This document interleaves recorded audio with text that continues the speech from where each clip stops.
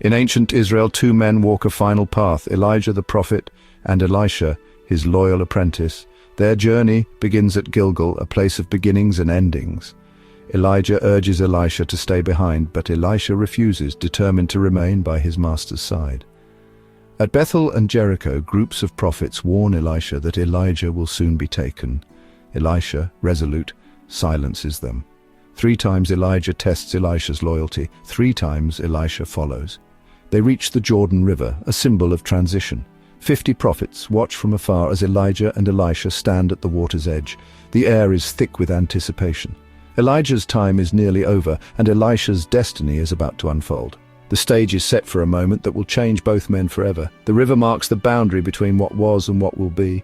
Elisha's unwavering devotion is about to be tested in a way no one expects. The journey that began in Gilgal now pauses at the edge of the unknown. The final act is about to begin. At the Jordan, Elijah asks, "What can I do for you before I'm taken?" Elisha's answer, "Let me inherit a double portion of your spirit." Elijah replies, "If you see me taken, it will be yours." Suddenly, a chariot and horses of fire appear, separating them. A whirlwind engulfs Elijah, lifting him to heaven. He does not die, but is taken by God. Elisha cries out, my father, the chariots and horsemen of Israel!" Alone, Elisha tears his clothes in grief. The master is gone. The apprentice stands at the threshold of a new calling. The torch has passed in a blaze of fire and wind. Elisha's sorrow is real, but so is the mantle of leadership now resting on his shoulders. The world has changed in an instant. Elisha's test is just beginning. The legacy of Elijah lives on. Elisha sees Elijah's fallen cloak, the symbol of prophetic authority. He picks it up, returns to the Jordan, and strikes the water as Elijah did. "Where now is the Lord, the God of Elijah?" he calls. The waters part, and Elisha crosses on dry ground. The watching prophets declare, "The spirit of Elijah rests on Elisha." They bow before him, recognizing his new role. Elisha's first miracle is a public sign. He is now God's chosen prophet. The transition is complete. The power is real. Elisha, once the apprentice, now leads. The people witness the change and accept it. A new era begins for Israel. Elisha's journey continues to Jericho, where the city's water is poisoned. He asks for a new bowl with salt, throws it into the spring, and declares, "This is what the Lord says, I have healed this water." The water is purified and the land restored. Elisha brings healing, showing the prophet's power to restore life. In Bethel, Elisha faces mockery from a group of boys who taunt his authority. He calls down a curse in the Lord's name. 2 bears emerge and maul 42 of them. The message is clear.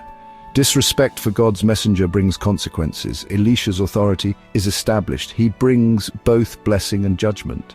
The people learn to respect the prophet's role. Elisha's miracles are not just wonders, but signs of God's presence and power. The land is changed by his actions. The prophet's word is law. Israel has a new leader. Elijah's ascension foreshadows Christ's own ascension. Both leave behind empowered followers. Elisha's cry echoes the disciples' grief as Jesus departs. The double portion of spirit prefigures the coming of the Holy Spirit at Pentecost. Elisha's miracles, parting water, healing springs, mirror Jesus' authority over nature and his power to restore. The salt in Jericho's water points to Christ as the source of living water, bringing true healing. Even the judgment at Bethel warns of the consequences of rejecting God's messenger, as Jesus warned of spiritual judgment. Through Elisha, we glimpse the pattern fulfilled in Christ: restoration, authority, and the seriousness of God's call. The story is more than history, it is prophecy in action. God's power moves from one generation to the next, pointing always to the ultimate Redeemer. The legacy of Elijah and Elisha finds its true meaning in Jesus. Are you ready for the next chapter? Just click here to go straight to it.